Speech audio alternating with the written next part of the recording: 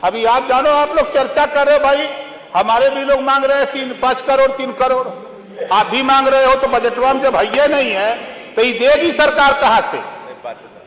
इस नाते हमने देखा कि जब ये गोल उधर रहती है तो भारी भरकम बजट, जब वो गोल इधर रहती है तो झूठ का पुलिंदा, फिर उधर से इधर आकर के फिर वही काम शुरू हो जाता है।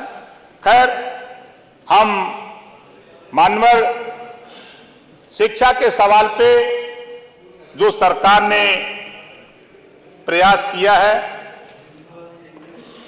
उस प्रयास में कुछ कमी है,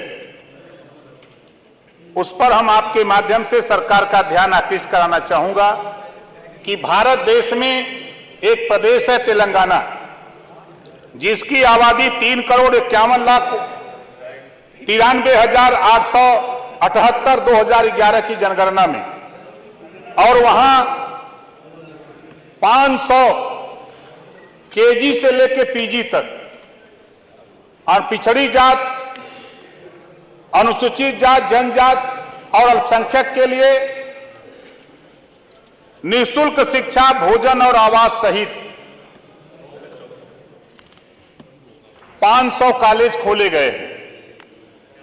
लेकिन इधर की भी हमारे अभी नेता प्रतिपक्ष बहुत विकास किए हैं, अच्छी बात है, विकास किया है, हम भी स्वीकार करते हैं। लेकिन शिक्षा के सवाल पे जिस जाति की बात आई है, जाति है कि जाति जाति नहीं, और चुनाव आता है तो जाति याद आ जाती है। वाह वाह वाह, क्या बात, बहुत बढ़िया।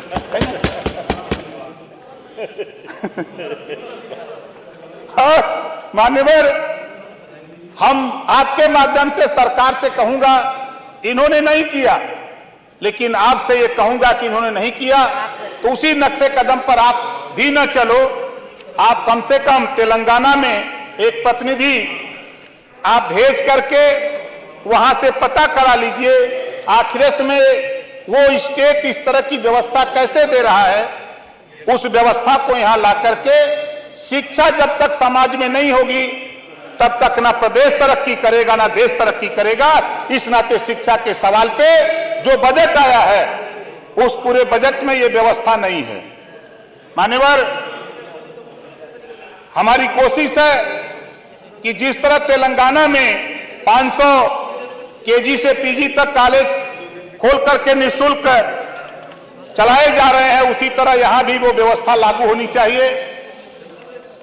दूसरा, हमारा सरकार ने बहुत काम किया है, भू माफिया के नाम पर सरकार ने बहुत अच्छा काम किया है। मैंने भी इसको पढ़ा है। भू माफिया के नाम पर देखा कि इसमें